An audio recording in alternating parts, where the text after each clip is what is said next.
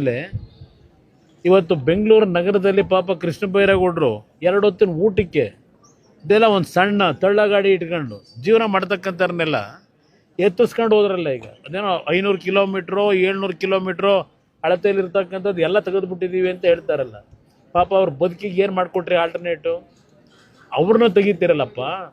ಇಲ್ಲಿ ನಾನು ಪ್ರಿಯಾಂಕಾ ಖರ್ಗೆ ಕೇಳ್ತೀನಿ, ಇಲ್ಲಿ ನಡೆದಿರೋ ಡೇ ಲೈಟ್ ರಾಬರಿ ಇದಕ್ಕೇನು ತೀರ್ಮಾನ ಮಾಡ್ತೀರಪ್ಪ ನಿಮ್ಮ ಸಚಿವ ಸಂಪುಟದಲ್ಲಿ? ಕೃಷ್ಣ ಬೈರೇಗೌಡರು ಪ್ರಿಯಾಂಕಾ ಖರ್ಗೆ ಕೇಳ್ತೀನಿ, ಪೊಲೀಸ್ ಇಲಾಖೆ ಇದೆಯಲ್ಲಪ್ಪ, ಅದೆಂಥದ್ದು? ಕೃಷ್ಣ ಬೈರೇಗೌಡರು ಕಂದಾಯ ಸಚಿವರು. ಹಿಂದೆ ನನ್ನ ಮೇಲೆ ನನ್ನ ಭೂಮಿ 40 ವರ್ಷದಿಂದ ಖರೀದಿ ಮಾಡಿದ ಭೂಮಿಗೆ ಅದೆಲ್ಲ ಒತ್ತುವರಿ ಆಗಿಬಿಟ್ಟಿದೆ ಅಂತೇಳಿ ಎಂಥದ್ದು SIT ರಚನೆ ಮಾಡಿಬಿಟ್ರಲ್ಲಪ್ಪ. SIT ರಚನೆಯ ಈಗ ಇಲ್ಲಿ 100 ಕೋಟಿ 1000 ಕೋಟಿ ಲೂಟಿ ಮಾಡಿ 1000 ಕುಟುಂಬ ಬೀದಿಗೆ ತಂದು ನಿಲ್ಸವ್ರೆ.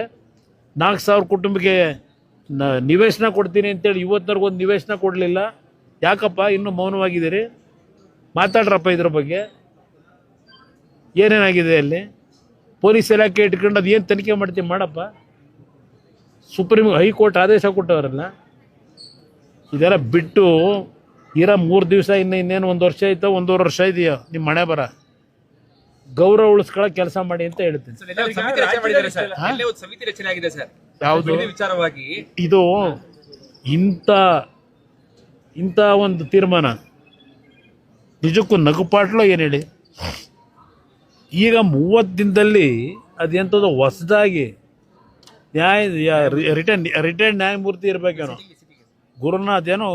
ಗುರುನಾಥೋ ಏನೋ ಗೊತ್ತಿಲ್ಲ ಹೆಸರು, ಅವರ ಒಂದು ನೇತೃತ್ವದಲ್ಲಿ ಈಗ ಅದೆಂಥದ್ದು ಸಮಿತಿ ವರದಿ ತಗೋತಾರಂತಲ್ಲ. ನಾನು ಕೇಳಲಿಕ್ಕೆ ಬಯಸ್ತೀನಪ್ಪ, ನೀನೇ ಸದನ ಸಮಿತಿ ಮೆಂಬರ್ ಆಗಿ ನಿನ್ನ ಕಾಂಗ್ರೆಸ್ ಪಕ್ಷದ ನಿಮ್ಮ ಆದಿನಾಯಕಿ ಸೋನಿಯಾ ಗಾಂಧಿದು ಮಲ್ಲಿಕಾರ್ಜುನ್ ಖರ್ಗೆದು ಫೋಟೋ ಹಾಕ್ಕೊಂಡು ಸದನ ಸಮಿತಿಯ ಸತ್ಯ ಶೋಧನಾ ರಿಪೋರ್ಟ್ ಅಂತ ಕೊಟ್ಟಿದ್ದೀರ.